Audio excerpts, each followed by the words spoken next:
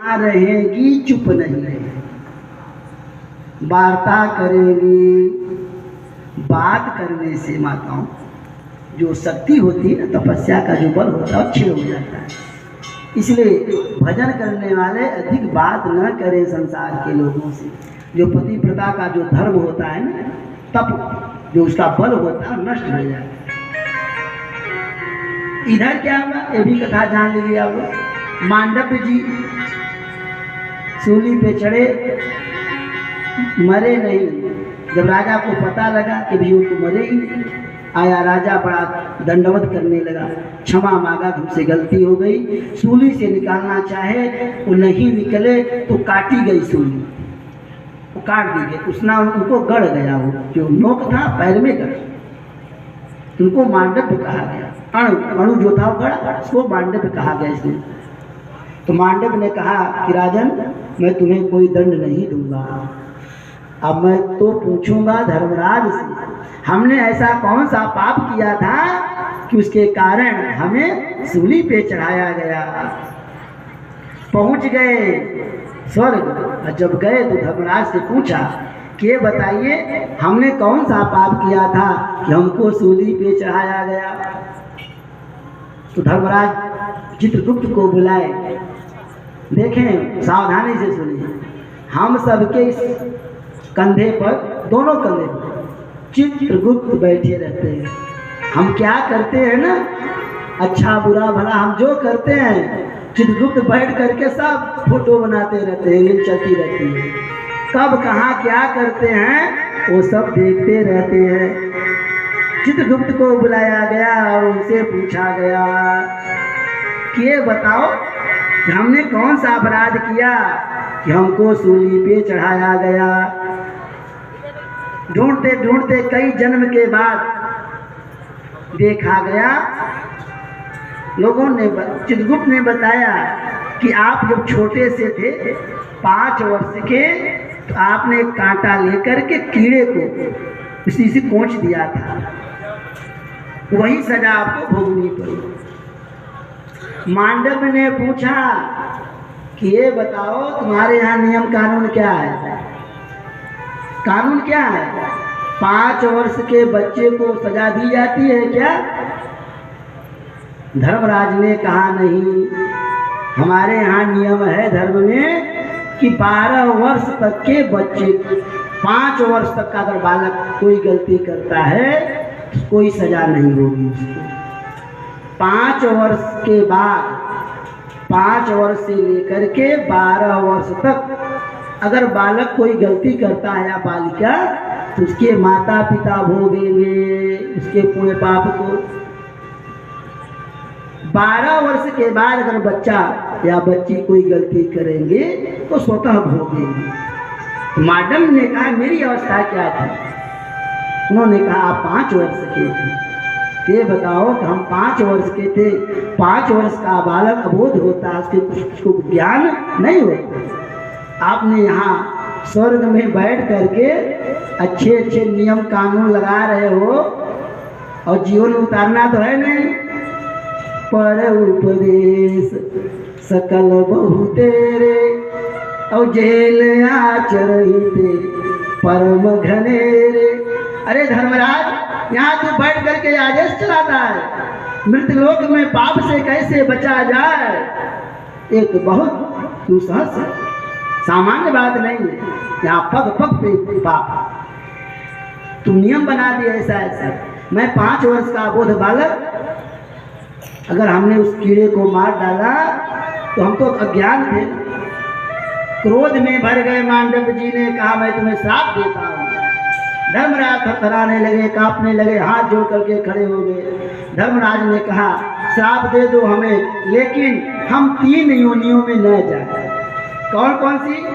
धर्मराज ने कहा मैं राजा न बनूं, ऐसा श्राप देना है, और मैं दासी पुत्र न बनूं, और मैं स्वपच न बनूं। इस 3 जाति में मैं जाना नहीं चाहता। अब चाहे जहाँ भेज दे।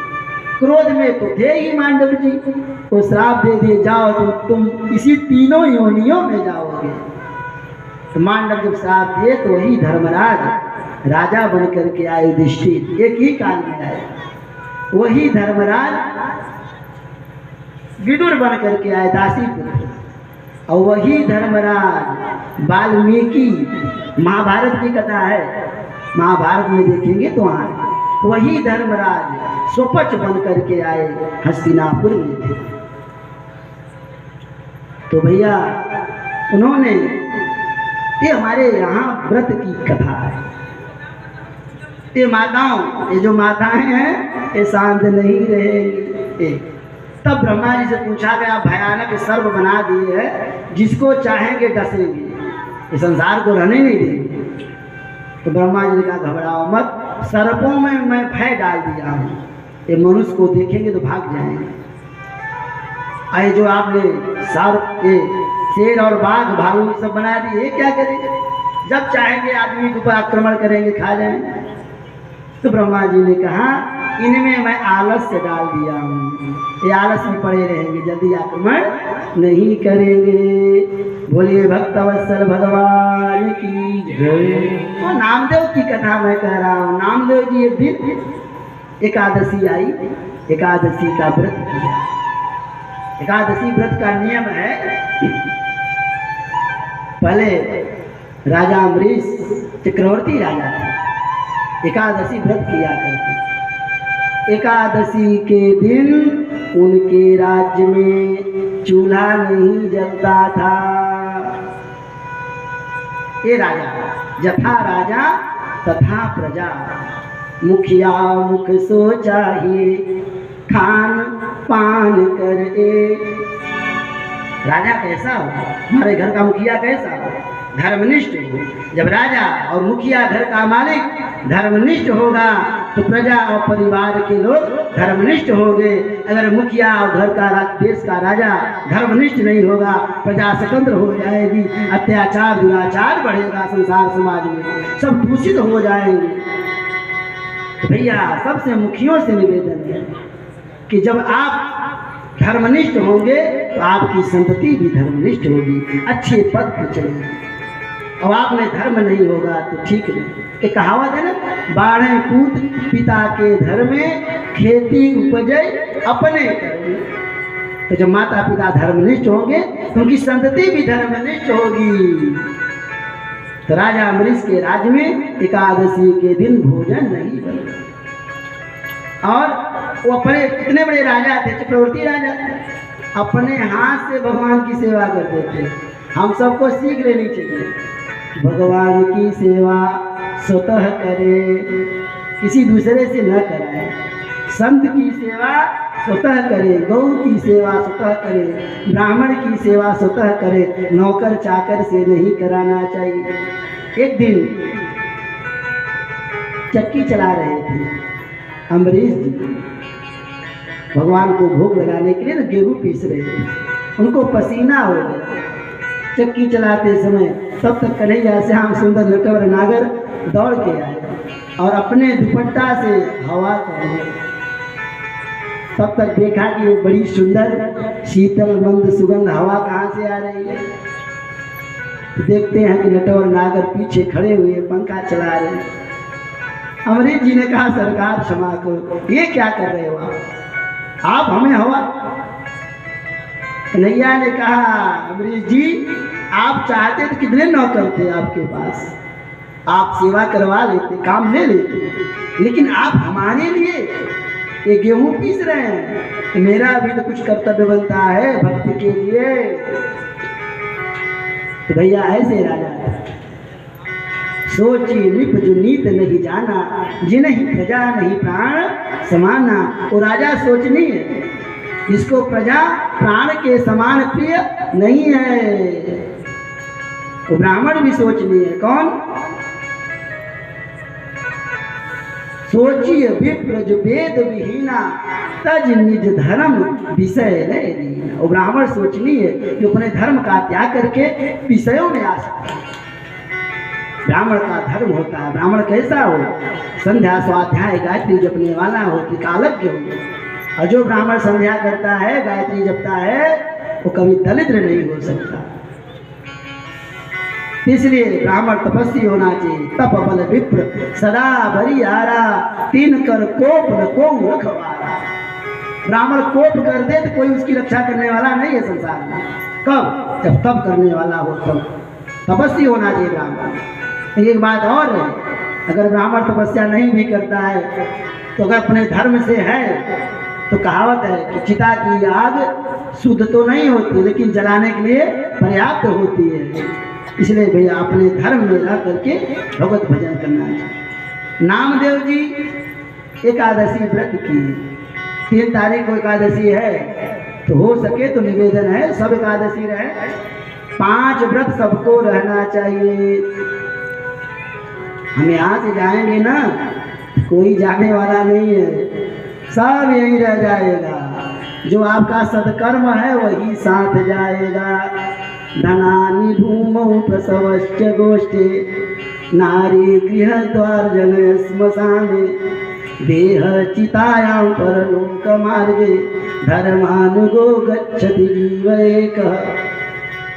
हम लोग जो धन के चक्कर में बड़े दिन रात में, कितना प्रोग्राम मिल जाए, पैसा मिल जाए, इकट्ठा किया जाए, बैंक बैलेंस करूं, दिन रात दौड़ रहा, ये पैसा साथ में नहीं जाएगा। पशु ये भी खूंटे में बंधे रहेंगे, भी साथ नहीं जाएंगे। पत्नी बहुत प्रिय होती है लेकिन वो भी घर के द्वार तक ही रह जाएगी, साथ नहीं जाएगी। कौन जाएगा? जन श्मशाने, बंधु बांधव के लोग श्मशान तक जाएंगे, वो भी साथ छोड़ देंगे। तब शरीर साथ देगा, कहाँ तक साथ देगा? देह चितायाम परलोक मार्गे, चिता का। उसके बाद ये शरीर मिला है ना, जिसको दिन रात बढ़िया पियर से कौन कौन साबुन और बॉडी लोशन क्या क्या करते हो लगाया जाता है, आजकल निकला है, सेवा कर रहे हैं शरीर का ना। ये शरीर सेवा के लिए नहीं है, इसकी बहुत चक्कर में मत पड़ो, ध्यान दो। ये शरीर भगवत प्राप्ति के लिए मिला है। जो गवहिसी लखन रघुवीर है, जिम अविवेकी पुरुष शरीर है। जो अविवेकी होता है वो शरीर को बहुत संभाल के रखता है। अरे भाई, ये तो भगवत प्राप्ति के लिए मिला है, समाज की सेवा के लिए मिला है। संत सेवा, समाज की सेवा करो, शरीर से मिला है। शरीर भी यहीं रह जाएगी तो जाएगा क्या?